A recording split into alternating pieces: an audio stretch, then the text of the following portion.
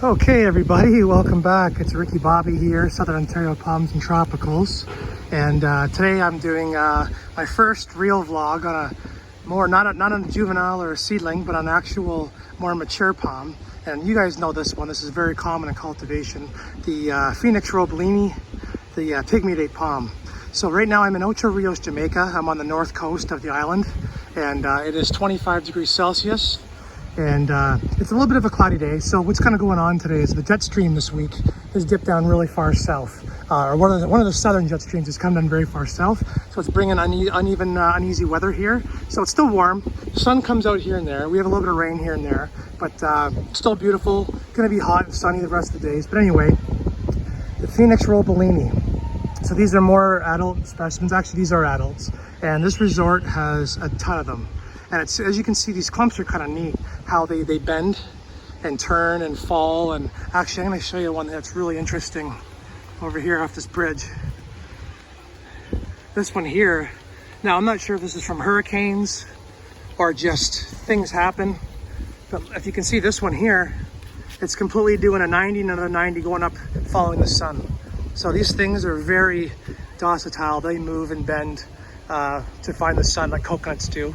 So actually it's kind of strange. This one here actually has some yellowing on it, whereas all the other ones in this resort are all green and beautiful. So I don't know if this one here is maybe where it is not getting as much water, or it's a little bit of a nutrient deficiency, which possibly could be. But all of them here seem to be in beautiful health. And one thing I wanted to say about the roebellinis is I have 2 large 7-gallon pots at home with them, and I have seedlings as well. And I'm not sure if I've done a vlog on them or not at home, but one thing I find with roebellinis is you can't screw them up. They can take drought a little bit, but they can also take wet soils. And if they don't drain as awesome as the rest of your palms, they still do very well. I find they're very thirsty. I have to water them all the time. They go, the roots just suck up the water like crazy, and the pots go dry. Now I'm sure here in the Caribbean, it's very similar as well. These areas of this resort here, actually all these areas do have irrigation, but they also do get lots of rain here during the rainy season. But yeah, Phoenix roebellinis are very thirsty. It's kind of one of the reasons why I like this palm. I know it's very common in cultivation, but it is that they do so well. They're so hardy. Now, they're not necessarily cold hardy. They're not cold hardy. Really, most of the places you see them furthest north would be southern Florida. There are some cases, I think around Orlando and mid Florida, where there are some, but usually they're in microclimates. They don't like to get too cold, and they don't want to stay too cold for too long.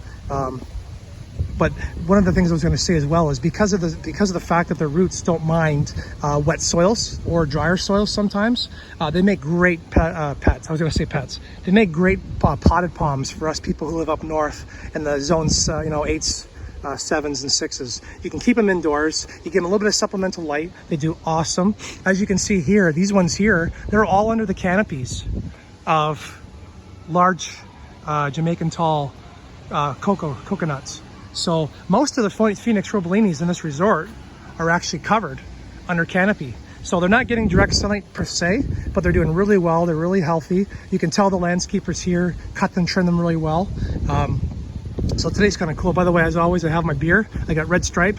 So it is Sunday morning at 11 a.m. So anyway, this is my first palm vlog of a real mature palm since I started doing my channel this year. And I don't want to make the video too long because it takes too long to upload down here, but we do have good Wi-Fi. But yeah, the Phoenix roebellini, it's hard to see. I don't want to get too close right now because this area is not accessible. It's actually kind of like gated in, but you can see the spikes. These things have lots of spikes. You got to be careful. One thing I do with my potted ones when I'm on the my balcony at home, my patio, is I actually just cut the spikes off with scissors. It does not harm the petioles. It does not harm their palm at all. The palms do not care if you cut the spikes off. You just have to keep doing it every time new fronds emerge. So if you want to do that, go ahead. If you're like me, you don't mind doing it on a nice sunny day. But other than that, they are great palms. They don't get too massive, as you can tell. These things are about, I don't know, 15 feet tall, even though they have a lean.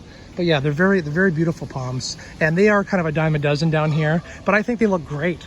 And actually, when you come in the main road here, so this is the road into the resort, And it's just basically a 2-lane road. So when you come in with the bus, this is the first thing you see. So, you know, the first impressions are a big thing here. But as you can see, this whole road is lined on the bottom with roebellinis. Real roebellinis everywhere. And they are protected from the ocean a little bit in the large hurricane winds because the resort's right here. So they probably do fare a little bit better in the windier conditions. But as you can see, there's no brown tipping. Everything looks beautiful. We are probably 300, 400 feet from the ocean right now. So we're right on the ocean. So these things are getting salt spray and the nice trade winds. So I hope you guys enjoyed this vlog. Just a quick vlog on the Phoenix roebellini. And I'll do one on the smaller ones later on as well. But coming up this week, we're gonna have royals. We're gonna have golden cane palms, Dipsis lutescens, and we're also gonna have adenidias, and we'll see what else. Maybe we'll do some coconuts and some other things like that. But that's what's coming up this week.